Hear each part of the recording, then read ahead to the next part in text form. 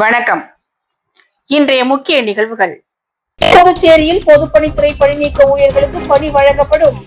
NRHM ஊழியர்களுக்கு ஊதிய உயர்வு. முதலமைச்சர் ரங்கசாமி அறிவிப்பு.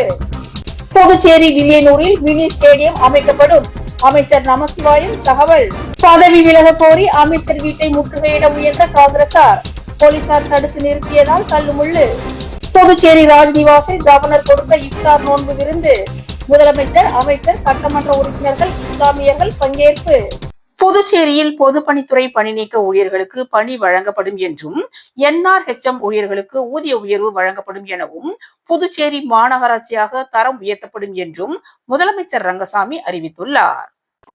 புதுச்சேரி சட்டசபையில் மானிய கோரிக்கைகள் மீது முதலமைச்சர் ரங்கசாமி பதிலளித்து பேசுகையில், MLA-க்கள் வைத்துள்ள கோரிக்கைகளை ஏற்றுக்கொண்டு தங்கள் அரசு செயல்படுத்தும் என்றும், தங்கள் அரசு மக்கள் நல திட்டங்களை செய்து கொடுக்கின்ற மக்களுக்கான அரசு எனவும், பொதுவாக நமது ஆட்சி முறை நிர்வாகம் எப்படி இருக்கிறது என்பது உங்கள் அனைவருக்கும் தெரியும் என்றும், நிர்வாகத்தை சீர்திருத்தும் வகையில் முயற்சிகள் எடுத்து வருவதாகவும், எல்லோருடைய எண்ணமும் புதிய சட்டசபை கட்டிடம் வேண்டும் என்பதுதான் என்றும், அது கட்டப்பட வேண்டியது அவசியமானது எனவும், சுகாதாரத்துறையில் காலி பணியிடங்களை நிரப்புவதற்கு அரசு நடவடிக்கை எடுக்கும் என்றும், 12 ஆம்புலன்ஸ் வாகனங்கள் புதியதாக வாங்கப்படும் என்றும், ஓட்டுநர்கள் உள்ளிட்ட பணியிடங்கள் நிரப்பப்படும் எனவும், லிங்காரெட்டிப்பாளையம் அரசு சர்க்கரை ஆலையை தனியாருடன் இணைத்து செயல்படுத்த நடவடிக்கை எடுக்கப்படும் என்றும், எல்லா துறைகளிலும் சட்டமன்ற உறுப்பினர்கள் வைத்த கோரிக்கைகளை ஏற்று செய்து கொடுக்கப்படும் என்றும் கூறினார்.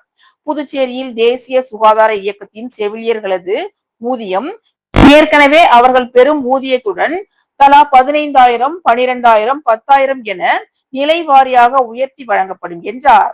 அரசு துறைகளில் 18,000க்கு குறைவாக சம்பளம் இருக்கக்கூடாது என்ற நிலைப்பாட்டில் பொதுப்பணித்துறை ரொட்டிப்பால் ஊழியர்களுக்கு வழங்கப்பட்டதாகவும், அதே போல் ஆஷா பணியாளர்கள் ஊதியம் 18,000ஆக உயர்த்தி வழங்கப்படும் என்றும், அதே போன்று கொம்யூன் பஞ்சாயத்தில் உள்ள 196 ஊழியர்கள் பணி நிரந்தரம் செய்யப்படுவார்கள் என்றும், KVK ஊழியர்கள் 156 பேர் மீண்டும் பணியில் அமர்த்தப்படுவர் என்றும், 20 ஆண்டுகளாக KVK-வில் பணியாற்றி வருபவர்கள் பணி நிரந்தரம் செய்யப்படுவார்கள் என்றும், ஒர்க் சார்ஜ் என்ற அடிப்படையில் பொதுப்பணித்துறை பணிநீக்க ஊழியர்களுக்கு மீண்டும் பணி வழங்க நடவடிக்கை எடுக்கப்படும் என்றார்.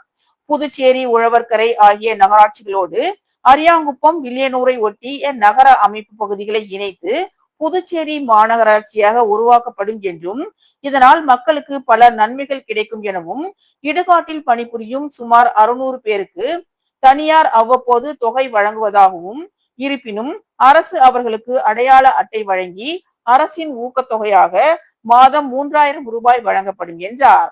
TRTA-வில் பணிபுரியும் CP ஊழியர்களுக்கு ஊதியம் 10,000ஆக உயர்த்தப்படும் என்றும், அங்கன்வாடி ஒப்பந்த பணியாளர்களுக்கு 10,000 ரூபாய், 12,000 ரூபாய் என பிரிவு வாரியாக ஊதியம் வழங்கப்படும் என்றும், மக்கள் நல திட்டங்களை செயல்படுத்துவதில் அரசு அக்கறை கொண்டுள்ளதாகவும், குடிசை மாற்று வாரியம் மூலம் கல்வீடு கட்டும் திட்டம் செயல்படுத்தப்படுவதால் அதில் ஏற்கனவே பணிபுரிந்தவர்களுக்கு ஊதியம் வழங்கப்பட்டு பணி வாய்ப்பும் அளிக்கப்படும் என்றும், PTTC போன்ற நிறுவனங்களின் நிர்வாகம் சரியாக நடைபெற்றால் அவர்களுக்கு வேண்டியதை அவர்களே செய்து கொள்ளலாம் என்றும், பேட்கோவை தலை நிமிர வைத்து ஊழியர்களுக்கு பணி வழங்கப்படும் என்றும், அமைச்சரவை ஊழியர்கள் நிலை குறித்து தலைமை செயலரிடம் விளக்கப்பட்டுள்ளதாகவும், அதற்கான வழிகாட்டுதலும் இருக்கிறது என்றும், அதே போன்று 400 பேருக்கு ஒரு முறை வாய்ப்பு என்ற அடிப்படையில் பல்வேறு துறைகளில் வாரிசுதாரர்களுக்கு பணி வழங்கல் உள்ளிட்ட நடவடிக்கை எடுக்கப்பட்டுள்ளதாகவும், சட்டமன்ற உறுப்பினர்களின் உதவியாளர்களுக்கு எப்படி பணி நிரந்தரம் செய்வது என ஆலோசித்து வருவதாகவும்,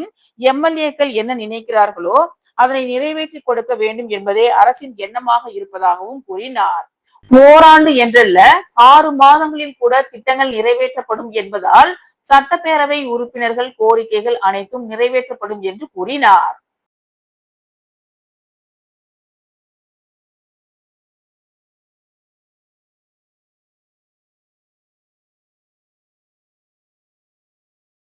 வில்லியனூரில் மினி ஸ்டேடியம் அமைக்கப்படும் என அமைச்சர் நமச்சிவாயம் கூறியுள்ளார்.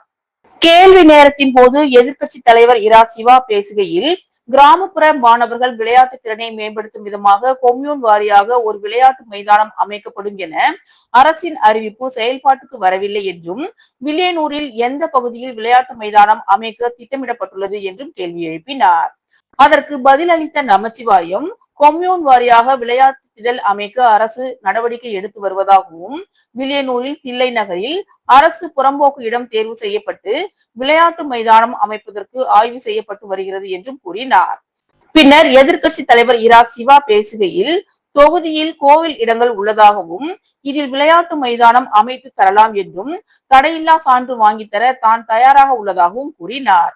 அப்போது அமைச்சர் நமச்சிவாயம், கோயில் நிர்வாகத்தினர் தடையில்லா சான்று கொடுத்தால் அங்கு கொண்டு வருவதில் எந்த தடையும் இல்லை என்றும், வில்லியனூர் வளர்ந்து வரும் நகரம் ஆகும் எனவும், அங்கு ஒரு மினி விளையாட்டரங்கம் அவசியமானது என்றும், நிச்சயமாக விளையாட்டு மைதானம் அமைத்து தர அரசு நடவடிக்கை எடுக்கும் என்றும், அதே போல கோவில் இடங்களில் விளையாட்டு மைதானம் மட்டும் பயன்படுத்தலாம் எனவும் முடிவெடுத்திருப்பதாகவும், விளையாட்டுத்துறைக்கு 10 கோடி ரூபாய் ஒதுக்கீடு செய்யப்பட்டிருப்பதாகவும், கேலோ இந்தியா திட்டத்தின் கீழ் பல்வேறு இடங்களில் 81 கோடி ரூபாய் செலவில் மைதானம் அமைத்து தரப்படும் என்றும் கூறினார்.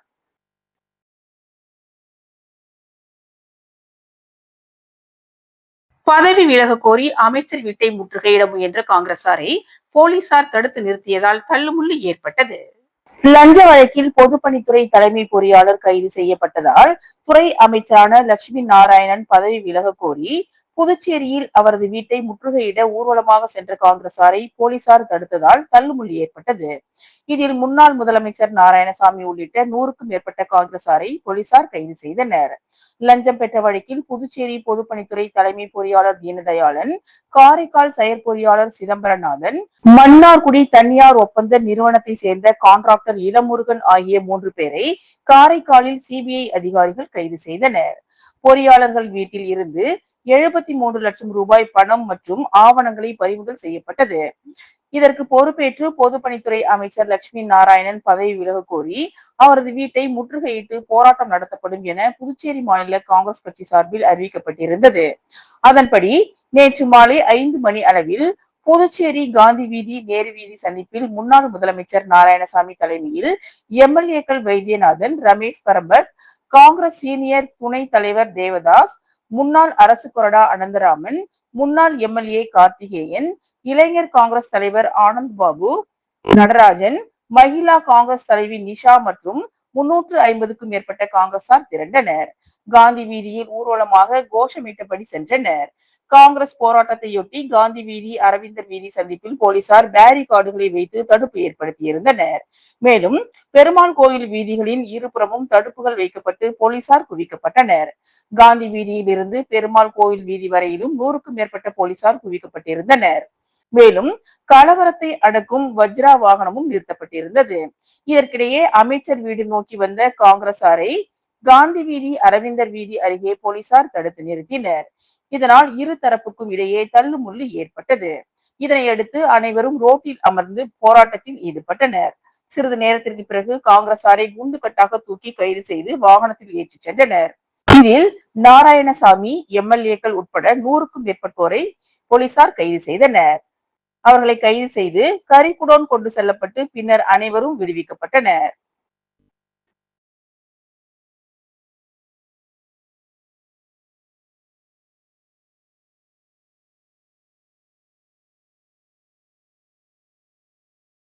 புதுச்சேரி பல்கலைக்கழகத்தில் பட்டப்படிப்பில் சேர விண்ணப்பிக்க மார்ச் 31ஆம் தேதி கடைசி நாள் என அறிவிக்கப்பட்டுள்ளது. பல்கலைக்கழகத்தின் தொலைதூர கல்வி இயக்குநரகத்தால் மொத்தம் 20 பட்டப்படிப்புகள் வழங்கப்பட்டு வருகிறது. இதில் 8 MBA மேலாண்மை பட்டப்படிப்புகள் உள்ளன. அவற்றில் சந்தைப்படுத்துதல், நிதி, மனிதவள மேலாண்மை, சர்வதேச வணிகம், பொது சுற்றுலா செயல்பாடுகள் மற்றும் விநியோக சங்கிலி மேலாண்மை ஆகியவை அடங்கும். மேலும் 4 முதுகலை பட்டப்படிப்புகளும் உள்ளன. அவற்றில் MA ஆங்கிலம், ஹிந்தி, சமூகவியல் மற்றும் MCOM உட்பட 8 UG பட்டங்கள், BBA, BCom, BA ஆங்கிலம், பொருளாதாரம், வரலாறு, அரசியல், அறிவியல், சமூக அறிவியல் மற்றும் பத்திரிகை வெகுஜன தொடர்பு ஆகியவை அடங்கும். இந்த பட்டப்படிப்புகள் AICTE டெல்லி மற்றும் தொலைதூர கல்வி பணியகம் டெல்லி ஆகியவற்றால் அங்கீகரிக்கப்பட்டு உள்ளது. 2025ஆம் ஆண்டுக்கான மாணவர் சேர்க்கை தற்போது நடைபெற்று வருகிறது. மேலும் ஆன்லைன் விண்ணப்பங்களுக்கான கடைசி தேதி மார்ச் மாதம் 31ஆம் தேதி 2025 ஆகும். ஆர்வமுள்ள மாணவர்கள் இணையதளத்தின் மூலம் விண்ணப்பிக்கலாம். ஏதேனும் விளக்கங்களுக்கு உதவி மையத்தை 0413265439 என்ற எண்ணிலும் அல்லது மின்னஞ்சல் மூலமாகவும் தொடர்பு கொள்ளலாம். இந்த தகவலை புதுச்சேரி பல்கலைக்கழகத்தின் தொலைதூர கல்வி இயக்குனர் டாக்டர் அரவிந்த் குப்தா தெரிவித்துள்ளார். சட்டமன்ற உறுப்பினர் வைத்தியநாதன் சட்டமன்றத்தில் ஒரு தனி தீர்மானம் கொண்டு வந்தார். புதுச்சேரி யூனியன் பிரதேசத்தில் தொடர்ந்து மக்களின் ஒட்டுமொத்த கோரிக்கையாக இருக்கின்ற மாநில அந்தஸ்து பல ஆண்டுகளாக மத்திய அரசால் நிறைவேற்றப்படாமல் இருந்து வருவதாகவும், காங்கிரஸ் ஆட்சி காலத்திலும் மாற்றுக் கட்சிகள் ஆட்சியில் இருந்த காலத்திலும் புதுச்சேரி மாநிலத்தில் இருந்து தொடர்ந்து மாநில அந்தஸ்து கோரி மத்திய அரசை வலியுறுத்தியும், சட்டமன்றத்தில் பாரத பிரதமர் அவர்களை சந்தித்து வலியுறுத்தியும் மாநில அந்தஸ்தின் கோரிக்கை இதுவரை நிறைவேற்றப்படவில்லை என்றும், புதுச்சேரி யூனியன் பிரதேசத்திற்கு மாநில அந்தஸ்து கிடைக்காத காரணத்தினால் நிர்வாக ரீதியாக வளர்ச்சி ரீதியாகவும் மிகப்பெரிய பாதிப்பு ஏற்பட்டு வருகிறது. ஒட்டுமொத்த மக்களின் கோரிக்கை மட்டுமல்லாமல் அனைத்து அரசியல் கட்சிகளும் ஒற்றுமையாக மாநில அந்தஸ்தின் கோரிக்கையை முன்வைத்து தொடர்ந்து மத்திய அரசை கோரி வருவதாகவும், ஆனால் மத்தியில் உள்ள அரசு மாநிலத்தினுடைய நியாயமான கோரிக்கையை நிறைவேற்றுவதற்கு மனதில்லாமல் பல காரணங்களை சொல்லி மௌனம் காப்பதாகவும், நிதி நிர்வாகம் மற்றும் முன்னேற்றம் இவைகளில் மாநிலம் சிறந்து விளங்க வேண்டும் என்றால் புதுச்சேரிக்கு மாநில அந்தஸ்து பெறுவதை தவிர வேறு வழி இல்லை என்றும், ஆகவே இந்த அவையில் புதுச்சேரிக்கு மாநில அந்தஸ்து உடனடியாக மத்திய அரசு வழங்க வேண்டும் என இந்த சட்டப்பேரவையை வலியுறுத்துவதாகவும் தீர்மானத்தை முன்மொழிவதாகவும் கூறினார்.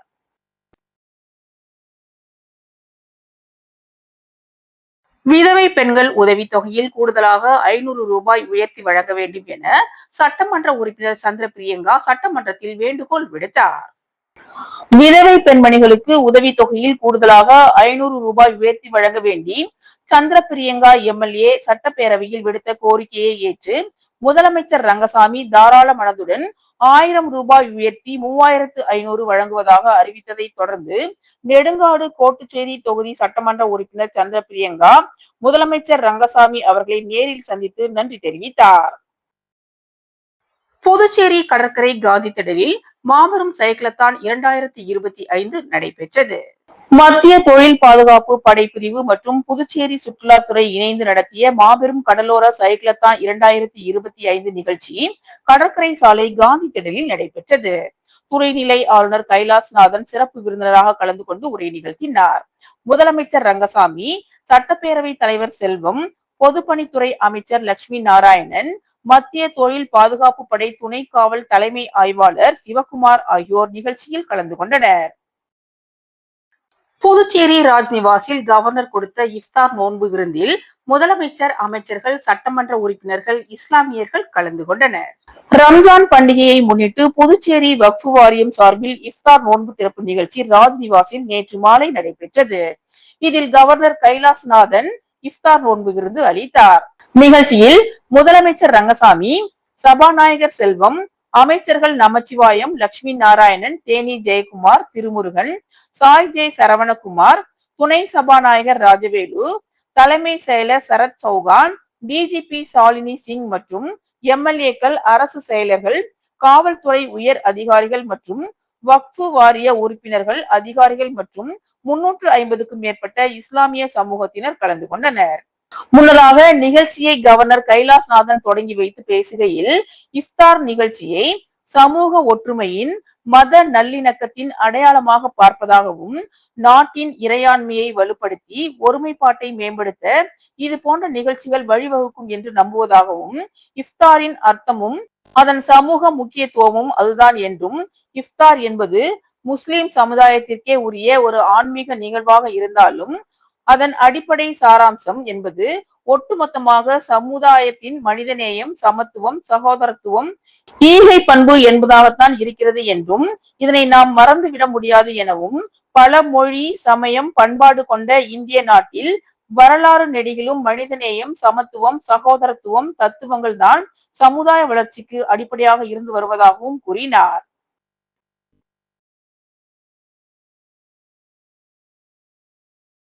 புதுச்சேரிக்கு மாநில அந்தஸ்து வழங்க வேண்டும் என 16வது முறையாக சட்டமன்றத்தில் தீர்மானம் நிறைவேற்றப்பட்டது. திமுக மற்றும் காங்கிரஸ் உறுப்பினர்கள் கொண்டு வந்த தனிநபர் தீர்மானம் அரசு தீர்மானமாக மாற்றப்பட்டு ஒருமனதாக நிறைவேற்றப்பட்டது. புதுச்சேரியில் கடந்த 10ஆம் தேதி பட்ஜெட் கூட்டத்தொடர் துணைநிலை ஆளுநர் உரையுடன் தொடங்கியது. 12ஆம் தேதி பட்ஜெட்டை முதலமைச்சர் தாக்கல் செய்தார். தொடர்ந்து மானிய கோரிக்கை மீதான விவாதங்கள் நிறைவு பெற்ற நிலையில் இறுதி நாளான இன்று தனிநபர் தீர்மானம் எடுத்துக் கொள்ளப்பட்டது.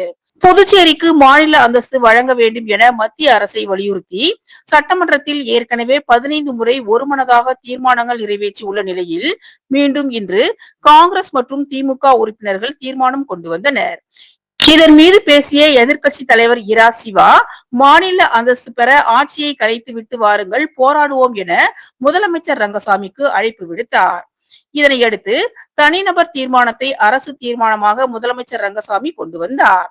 தொடர்ந்து சபாநாயகர் செல்வம் மாநில அந்தஸ்து கோரும் தீர்மானம் சட்டசபையில் ஏகமனதாக அரசு தீர்மானமாக நிறைவேற்றப்பட்டதாக அறிவித்தார். இதை அடுத்து கடந்த 13 நாட்களாக நடைபெற்று வந்த சட்டப்பேரவை கூட்டத்தை தேதி குறிப்பிடாமல் சபாநாயகர் செல்வம் ஒத்திவைப்பதாக அறிவித்தார். இதனிடையே செய்தியாளர்களிடம் பேசிய அதிமுக மாநில செயலாளர் அன்பழகன், புதுச்சேரிக்கு மாநில அந்தஸ்து வழங்க முடியாது என்று மத்திய அரசு அறிவித்துள்ள நிலையில் மாநில அந்தஸ்து வேண்டும் என்று மீண்டும் மீண்டும் மத்திய அரசை வலியுறுத்தி சட்டப்பேரவையில் தீர்மானம் இயற்றுவது என்பது மக்களை ஏமாற்றும் செயல் என விமர்சித்துள்ளார். ஏதாவது ஒரு ஒப்புதல் வாக்குமூலம் கொடுத்திருந்தால் கூட இது போன்ற அமைச்சருடைய வீட்டை முற்றுகையிடும் இந்த போராட்டத்தை முன்னாள் முதலமைச்சர் நடத்தியிருக்கலாம். ஆனால் அப்படிப்பட்ட எந்த ஒரு ஒப்புதல் வாக்குமூலமும் பெறப்படாத சூழ்நிலையில் அற்ப அரசியல் மூன்றாம் தர அரசியல்வாதி போன்று ஒரு முன்னாள் முதலமைச்சர், அதுவும் 5 ஆண்டு காலம் மத்திய இணையமைச்சராக இருந்தவர், தன்னுடைய அரசியல் காழ்ப்புணர்ச்சியில் தான் என்ன செய்கிறோம் என்பது கூட தெரியாமல் அமைச்சருடைய வீட்டை முற்றுகை போராட்டம் என்கின்ற பெயரில் அமைச்சருக்கு அச்சுறுத்தலையும் அமைச்சருடைய குடும்பத்தினருக்கு ஒரு பயம் கலந்த பீதியையும் முன்னாள் முதலமைச்சர் நாராயணசாமி ஏற்படுத்தியிருப்பது என்பது உண்மையாக கண்டிக்கத்தக்கது. இதுபோன்ற ஒரு துறை அதிகாரி தவறு செய்தால் அந்த துறையினுடைய அமைச்சர் ராஜினாமா செய்ய வேண்டும் என்றால் தனது 5 ஆண்டு கால கூட்டணி அரசில் கேபிள் மின் புதையிட கேபிள் புதைப்பதில் 500 கோடி ரூபாய்க்கு மேல் ஊழல், இலவச அரிசி வழங்குவதில் ஊழல், இலவச வேட்டி சேலை வழங்குவதில் ஊழல்.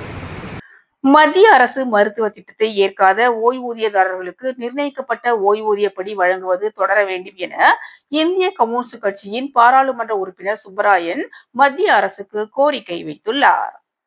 புதுச்சேரியில் உள்ள அரசு ஓய்வூதியதாரர்கள் மற்றும் குடும்ப ஓய்வூதியதாரர்கள் இதுவரை பெற்று வந்த மருத்துவ படியை 2025 பிப்ரவரி மாதம் முதல் புதுச்சேரி அரசு நிறுத்தியுள்ளதாகவும், இதற்கு பதிலாக ஓய்வூதியதாரர்களின் பங்களிப்புடன் கூடிய மத்திய அரசின் மருத்துவ திட்டத்தை அமல்படுத்துகிறது என்றும், மருத்துவ படியை நிறுத்தியதை எதிர்த்து ஓய்வூதியர் சங்கம் போராட்டம் நடத்தியுள்ளதாகவும், இதனையடுத்து இந்த பிரச்சனையில் இந்திய கம்யூனிஸ்ட் கட்சி ஓய்வூதியதாரர்களுக்கு ஆதரவாக தலையிட்டுள்ளது என்றும், மத்திய அரசு மருத்துவ திட்டத்தை பொறுத்தவரை இதில் சேருவது சம்பந்தமாக மாநில அரசு முடிவெடுத்துக் கொள்ளலாம் என்றும், ஆனால் 2500 ஓய்வூதியதாரர்களின் மருத்துவ வசதியில் சமூக பொறுப்பில்லாமல் நடந்து கொண்டுள்ள புதுச்சேரி அரசு தற்போது ஒன்றிய அரசிற்கு கடிதம் அனுப்புவது ஏமாற்று வேலையாகும் என்றும், இது சம்பந்தமாக மத்திய அரசின் சுகாதாரம் மற்றும் குடும்ப நல அமைச்சகத்திற்கு இந்திய கம்யூனிஸ்ட் கட்சியின் பாராளுமன்ற மக்களவை உறுப்பினர் சுப்பராயன் நேரில் சென்று கடிதம் அளித்துள்ளதாகவும், அந்த கடிதத்தில்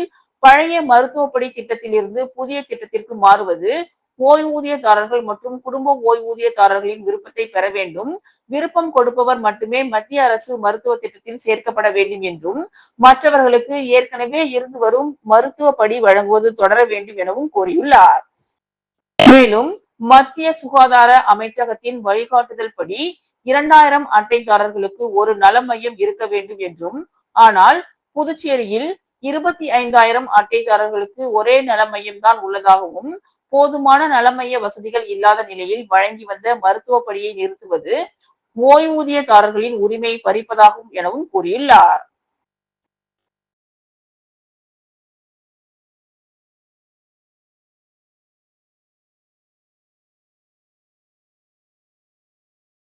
புதுச்சேரி அரசு சமூக நலத்துறை மூலம் உழவர்கரை தொகுதியை சேர்ந்த 10 மாற்றுத்திறனாளி பயனாளிகளுக்கு விலையில்லா 3 சக்கர மோட்டார் வாகனத்தை சட்டமன்ற உறுப்பினர் சிவசங்கர் வழங்கினார். புதுச்சேரி அரசு சமூக நலத்துறை மூலம் உழவர்கரை சட்டமன்ற தொகுதியை சேர்ந்த மாற்றுத்திறனாளி பயனாளிகளுக்கு புதுச்சேரி அரசின் விலையில்லா 3 சக்கர மோட்டார் சைக்கிள் வழங்கும் நிகழ்ச்சி உழவர்கரை சட்டமன்ற உறுப்பினர் அலுவலகத்தில் நடைபெற்றது. இதில் சிறப்பு விருந்தினராக தொகுதியின் சட்டமன்ற உறுப்பினர் சிவசங்கர் கலந்து கொண்டு உழவர்கரை சட்டமன்ற தொகுதியை சேர்ந்த மாற்றுத்திறனாளி பயனாளிகள் 10 நபர்களுக்கு புதுச்சேரி அரசு சமூக நலத்துறை மூலம் விலையில்லா 3 சக்கர மோட்டார் சைக்கிளை வழங்கினார். இந்த நிகழ்ச்சியில் சமூக நலத்துறை இயக்குனர் ஆறுமுகம் மற்றும் அதிகாரிகள், ஊழியர்கள் கலந்து கொண்டனர். இத்துடன் இன்றைய நிகழ்வுகள் நிறைவடைந்தன. வணக்கம்.